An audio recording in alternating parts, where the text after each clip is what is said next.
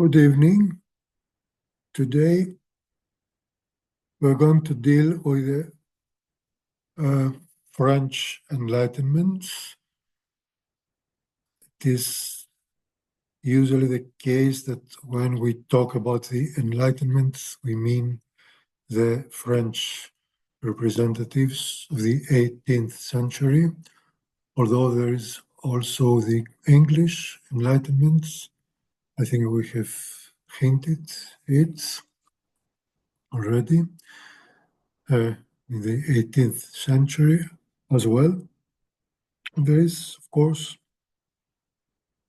the German Enlightenment with major representatives, great figures, and this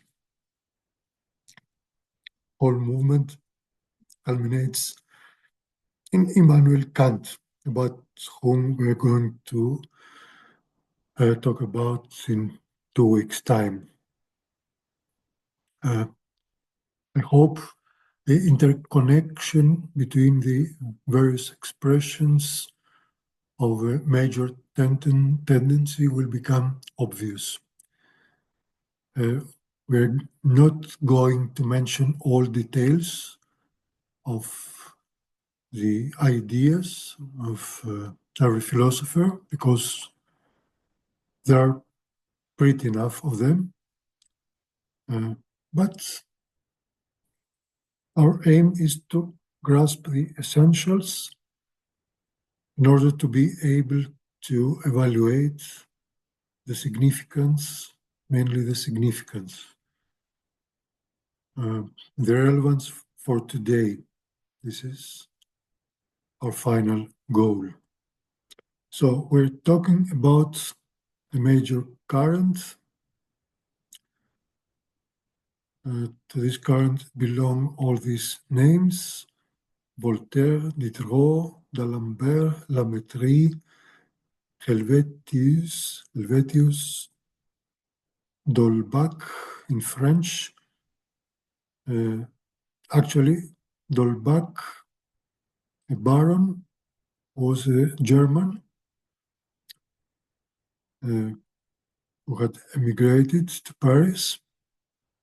So you can see another version of his name, namely von Holbach.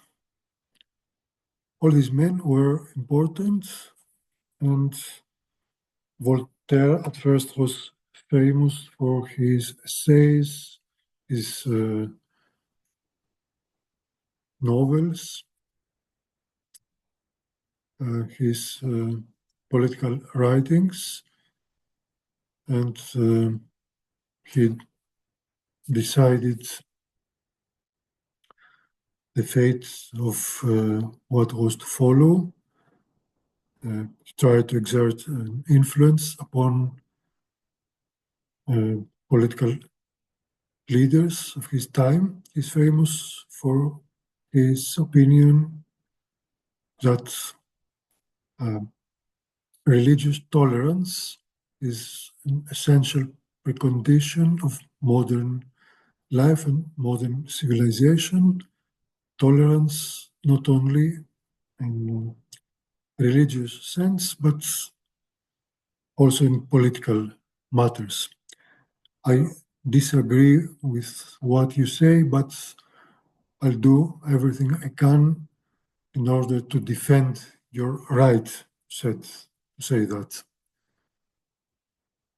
And there are many ways, many roads, many ways leading to paradise. Meaning by this that every religion has its own rights, its own justification, and its own approach to the divine, and he's firmly convinced that there is a God and that religion is very important. But on the other hand, he defends firmly and vigorously religious tolerance. That means he's trying to go beyond what was dominant in his time. And we have the major problems resulting from the oppression of the clergy, and the uh, tight connections between clergy and the absolute monarchy, the Ancien Regime in France. But then we have a confluence, an important encounter, a cooperation between all the other people for the sake of this important work, collective work, the encyclopédie or encyclopedia, or encyclopédie in German. This project began as yeah, idea to translate in French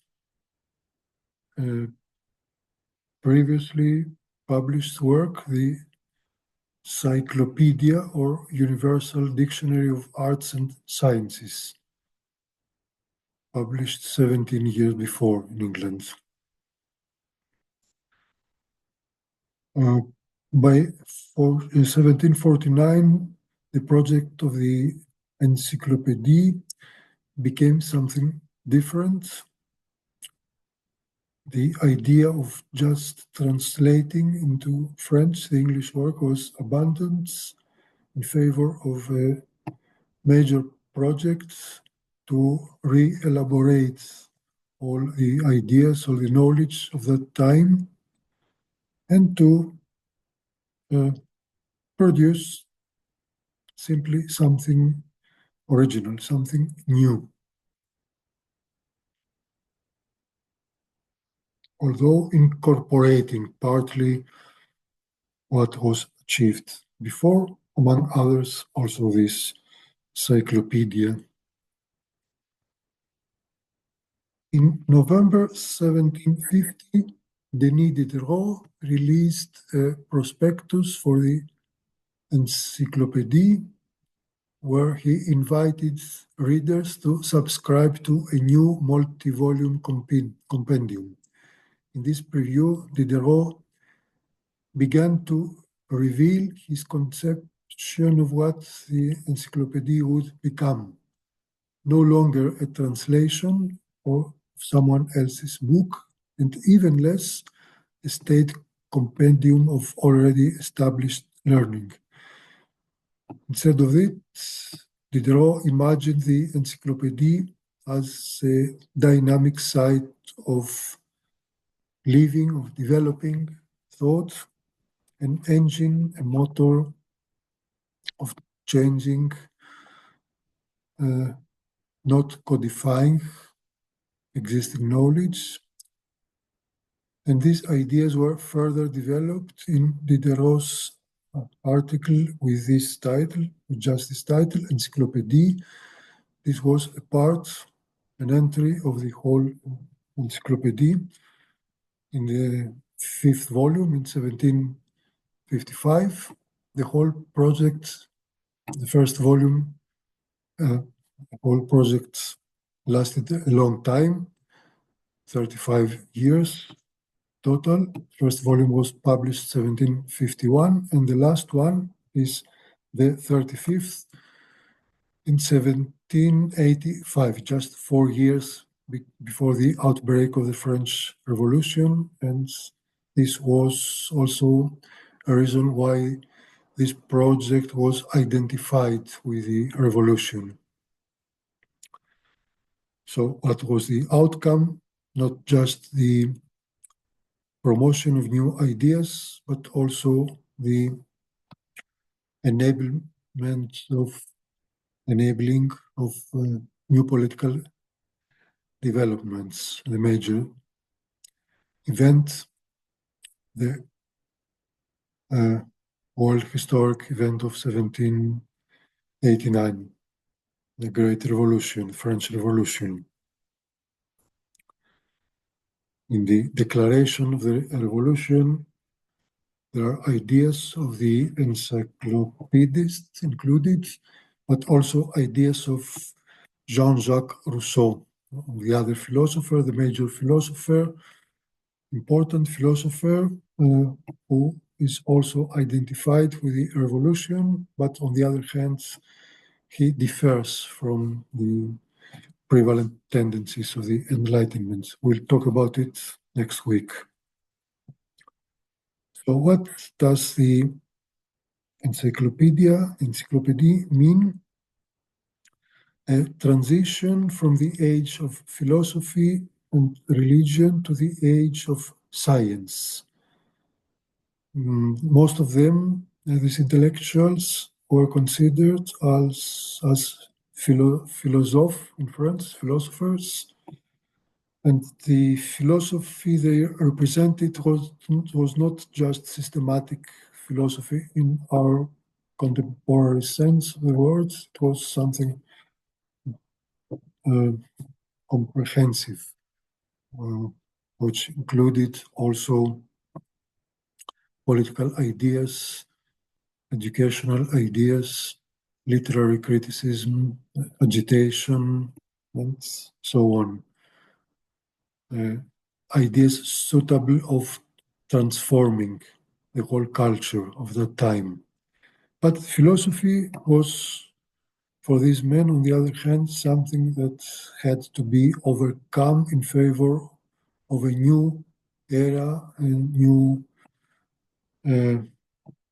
stage in mental development of mankind, humankind, in favor of science. Science was superior, superior to philosophy. This is a fundamental conviction, idea of the whole current.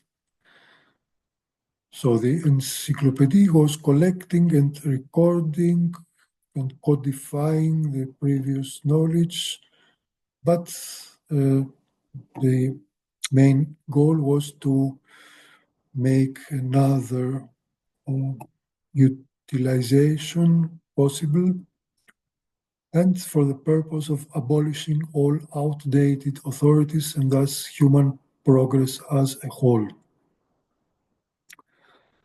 In fact, the encyclopedia, alongside the works of Voltaire and Rousseau, who do not belong directly to the Enlightenment, was the intellectual preparation for the French Revolution, already mentioned.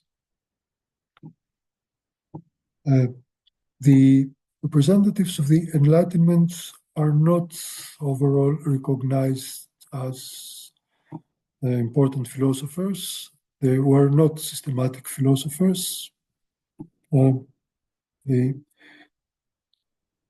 were interested also and worked also on other branches of humanities, as we say today. They had also other activities, practical activities. So we're going to pick up some main philosophical ideas, not thoroughly developed by them, but on the other hand, interesting ideas and ideas that give us the opportunity to distinguish this whole current by its philosophical content. So, interesting paragraph by Denis Diderot about God, very informative. I begin, quote, I begin with nature and I will end with you, whose name on earth is God. Maybe we should use here the old form, when addressing, while addressing God, not you, but thee. We see later, thou means you, and thy commandment, your commandment. This is the English biblical language. I do not know whether you are, but whether you exist, but I will think as if you were looking into my soul. I will act as if I were walking before you. I ask nothing of thee in these words, for the course of things, if thou art not, is necessary by itself, or if thou art, if you are, by thy commandments. Behold, thus am I, a necessarily organized part of eternal and necessary matter, perhaps thy creature. So this has also literary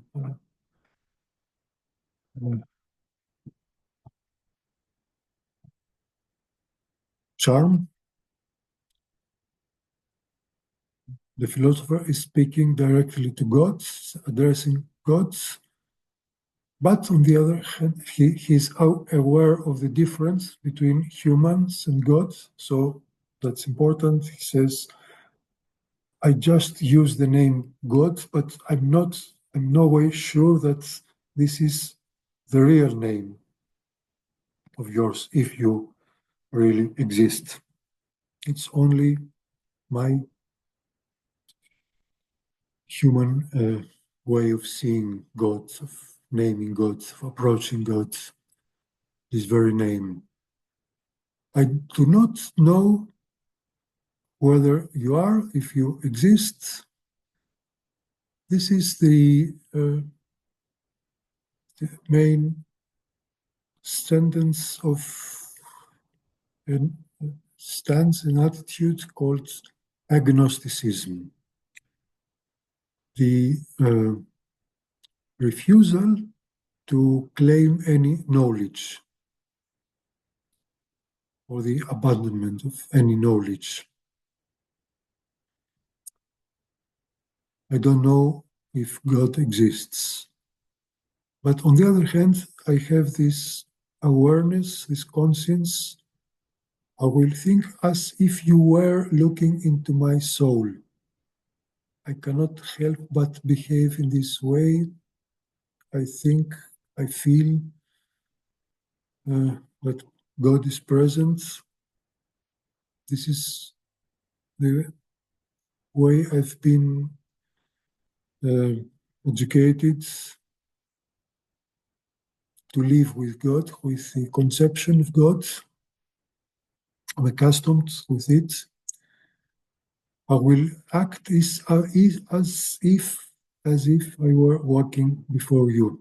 This as if is very important. We find it later in the philosophy of Immanuel Kant, where it plays a crucial role. This as if means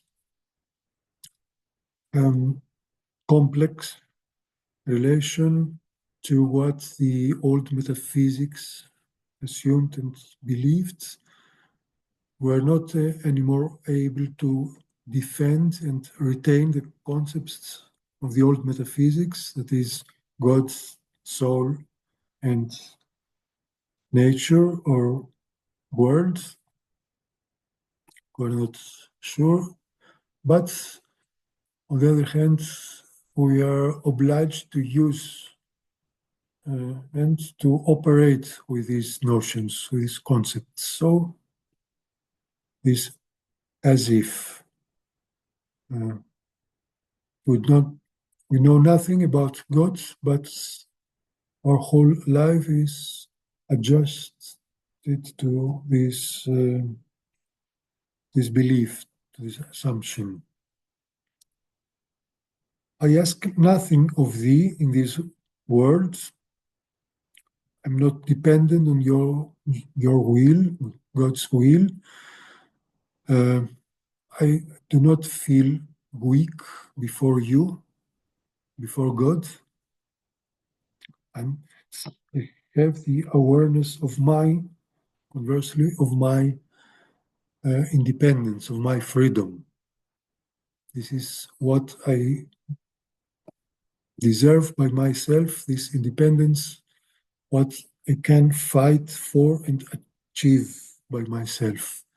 So I ask nothing of thee. I'm not dependent on your will, your providence. For the course of things, this is here again the agnosticism of Diderot, the course of things, if thou art not, if you do not exist, is necessary by itself, the course of things, the laws of nature in general, the objective reality. This has its own necessity. It exists by itself. This is one possibility in my thoughts, to think of the objective reality without introducing God as a creator or a regulator of this world.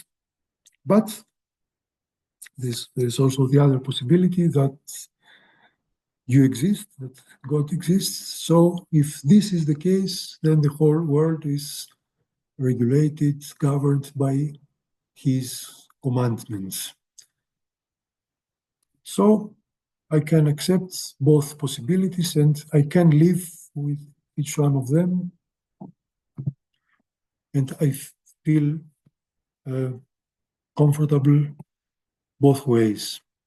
This is the attitude resulting from this epistemological and ontological agnosticism, the renouncement of every knowledge. Behold, thus am I necessary in both cases, whether God exists or not. I have this conception of myself. I'm, in any case, a necessary organized part of eternal and necessary matter. Perhaps thy creature. But if I am thy creature, that does not matter so much. And what matters more is matter. Matter as material, as substance. And this means we have materialism as a philosophical current orientation. We have the materialists, and this is very distinguishing of this whole current. The materialists of the 18th century. Materialism is a new appearance in the history of philosophy, in the history of ideas, although matter as a notion, as a word, existed very well before, but we have this generalization, the reduction of objective reality of nature to matter as its primary component, decisive element, or substance. There's no other substance in the world but only matter. And this is the first time something like that is openly stated and logically defended. This is Weltanschauung, a way of seeing the world, all worlds. This is for the first time. This is an original appearance. Previously, there were some philosophers who also spoke about matter, about matter's place in the universe, the world, but none of them had used the term. materialism, and none of them had attributed to matter this primacy we find here in Diderot and the others. So agnosticism goes together with materialism. This is what men believe and what makes them unique. For some others, outstanding, because this materialism had its aftermath. We do not, although we do not find a direct continuation of this current, of this conception, maybe only randomly.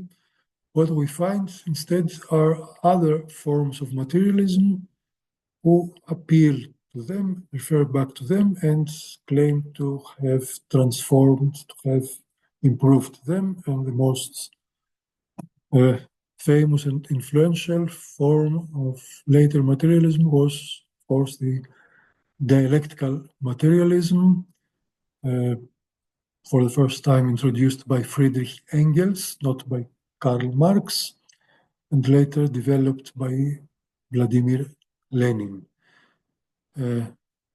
This dialectical materialism was an attempt to extend it to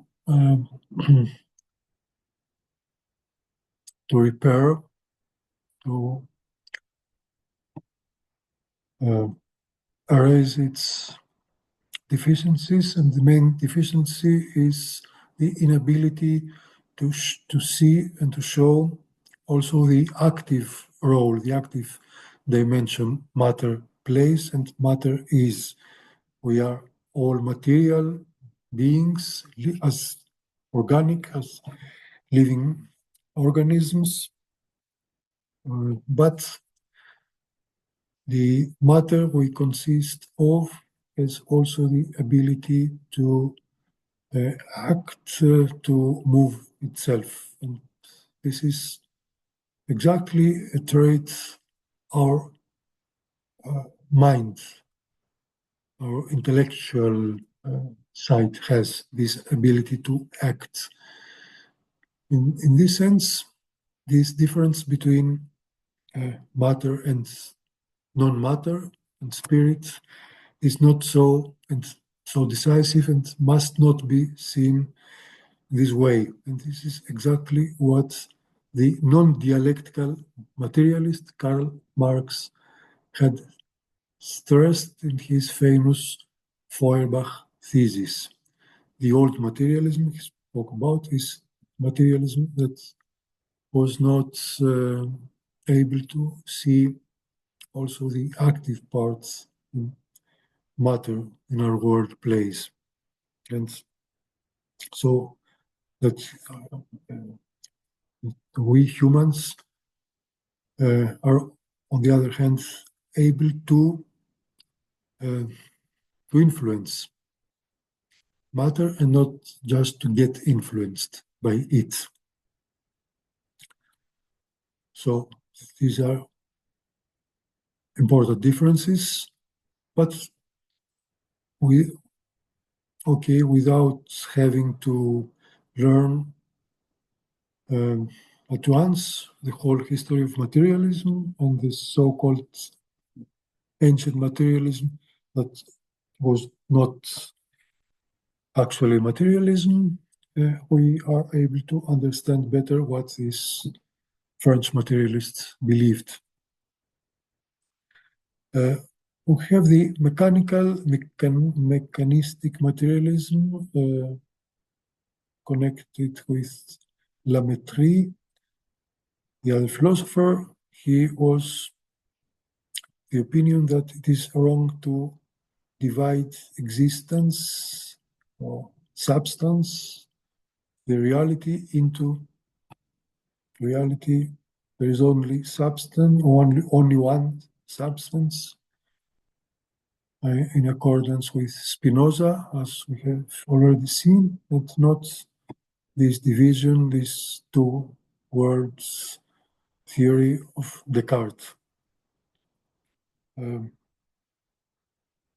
Descartes had also accepted that there is matter, and the only characteristic of it is the extension, the existence in space.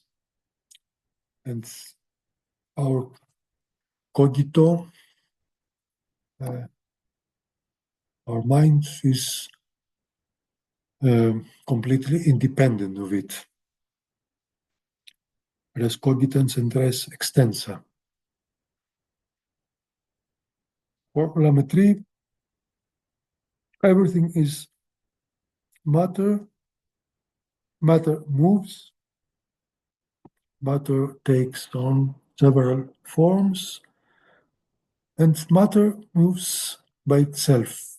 It carries within itself the principle of its movement.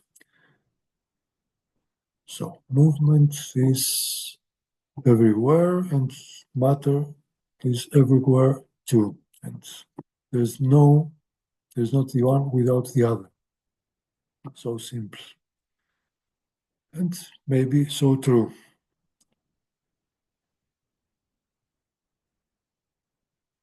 The issue is how we define matter actually, and this could make things complicated. But here we have metaphysical monism and metaphysical monism. This is what distinguishes this whole current. The rejection, the negation of every metaphysics, alongside with the acceptance of matter as the whole, the only principle of whole reality. The emancipation of the belief in God. There's no need for God. There's no entity superior to the world, which is necessary for the existence of the world and for the movements of living beings. We don't need God at all, and neither do we need another thinking substance which we could name in another way, not God maybe, but conceive of it in a similar way, something independent of the material world that determines the movement of the material world. This is something we have to live without it, to abandon it. There's no need at all, there's no necessity for such things, such entities. So, no God, and no wise creator of the universe. All this is superfluous. What only exists is body, matter, humans, other living beings functioning and moving by themselves.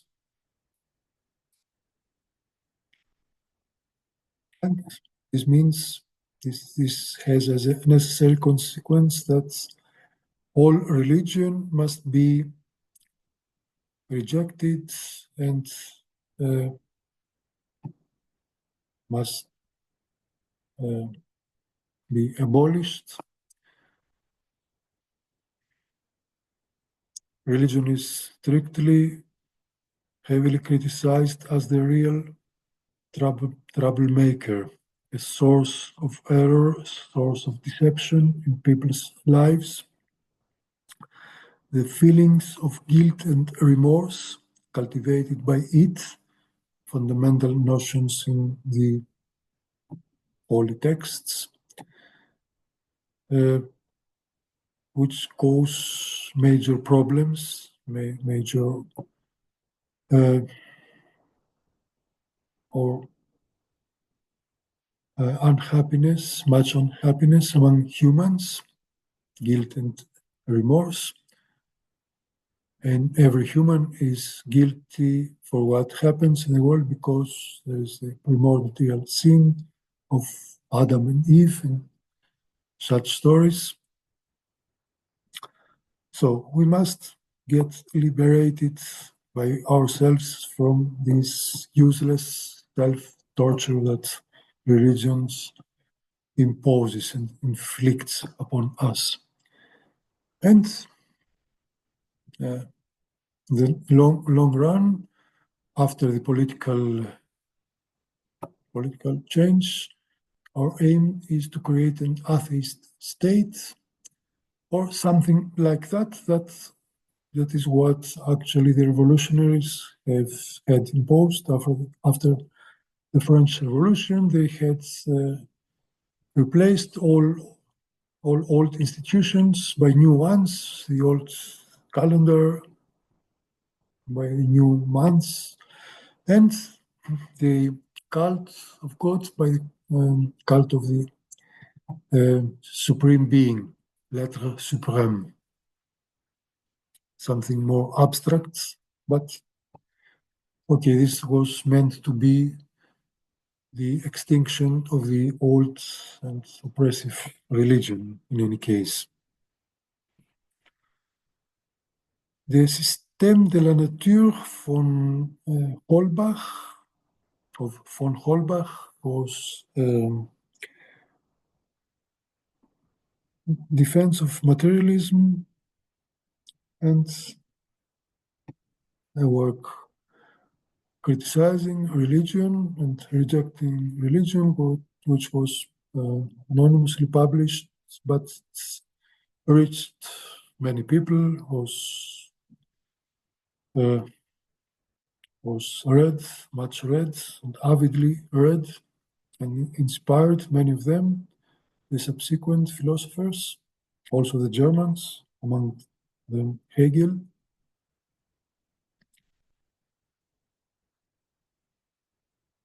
So, and the connection between materialism, anti-religious attitudes, and the belief in science and the firm conviction that science is able to solve all problems, to reveal and destroy all deceptions of the past, and to inaugurate bright future. If we want to sum up and to grasp the essentials, the whole Enlightenment as a movement in favor of science and against all prejudices and the obscure past. It was conceived and promoted as a liberation from prejudice and superstition. That is what the representatives of the Enlightenment insisted upon. Enlightenment is also a critical and radical questioning of all authority of the church, politicians, the monarch and his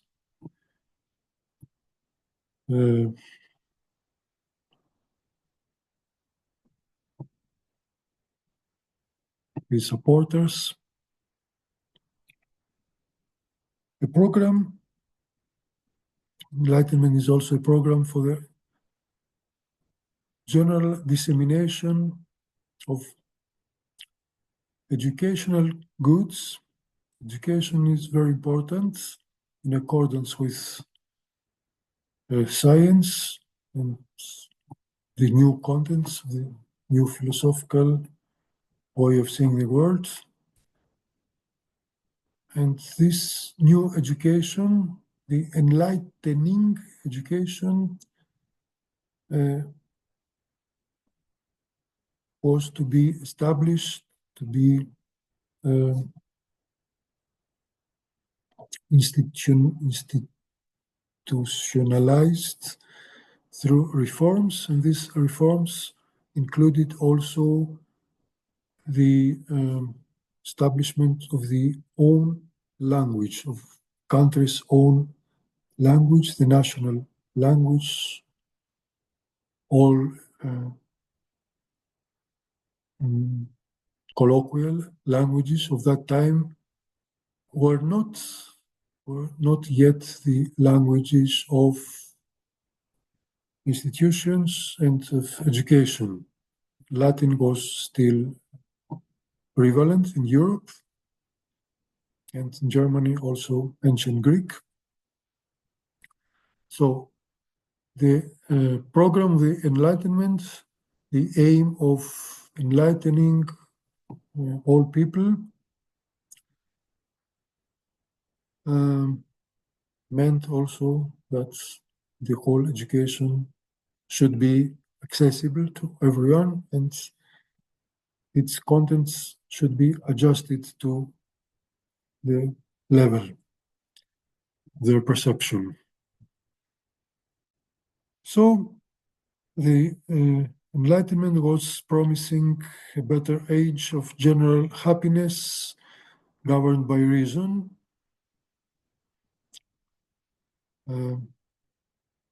Where when we talk about happiness, we should keep in mind, on the other hand, that it's not just happiness as we talk about it usually.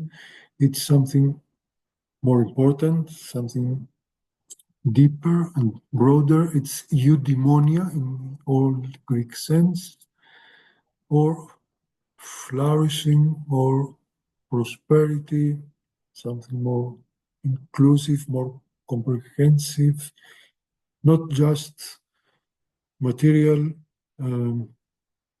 easiness or what comes to us by chance or by luck, strokes of luck, not just. Also what we can achieve by our own efforts. This is the real ethical good. And this good, this high good, is substantially connected or reduced to reason and to science. And science is able to guarantee that we reach our perfection while we are beings with possessing this perfectibility. We have the tendency to be perfect, and we can reach perfection through science if we use our own intellect in the right way.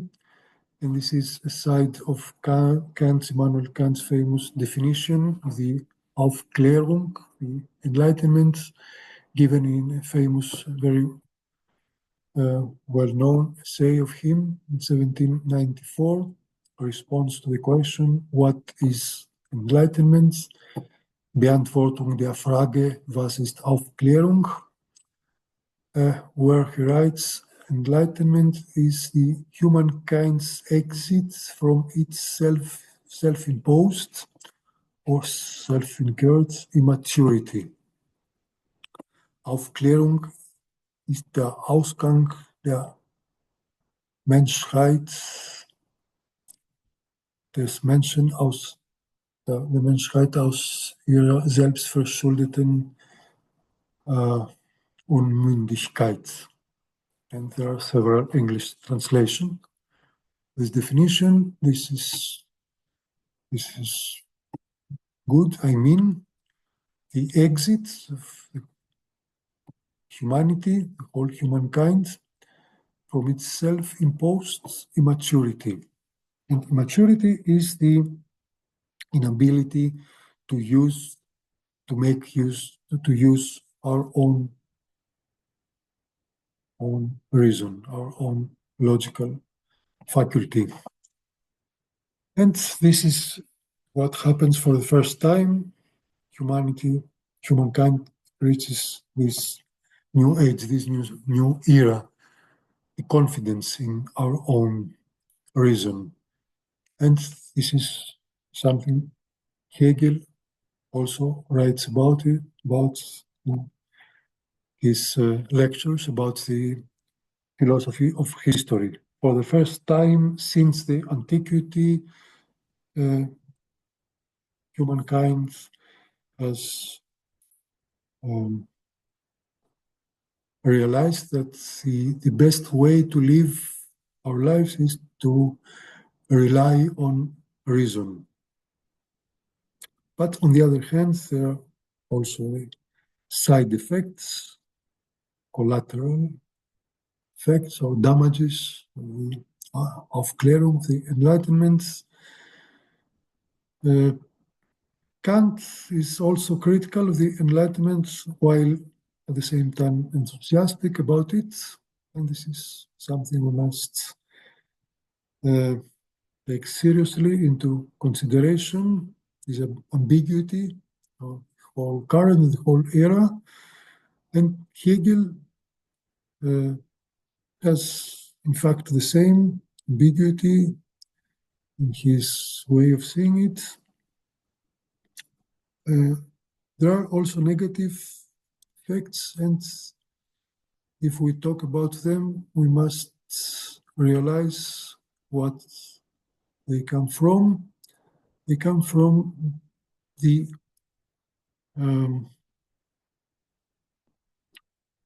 our tendency to see the role of science and the importance of science and rational knowledge as something absolute. This is the problem. That we absolutize, in a sense, reason, knowledge, and science. There's not only reason and science in our lives, there's also feeling, and the major reaction to the Enlightenment was the German Romanticism as an apotheosis of feeling, in some sense.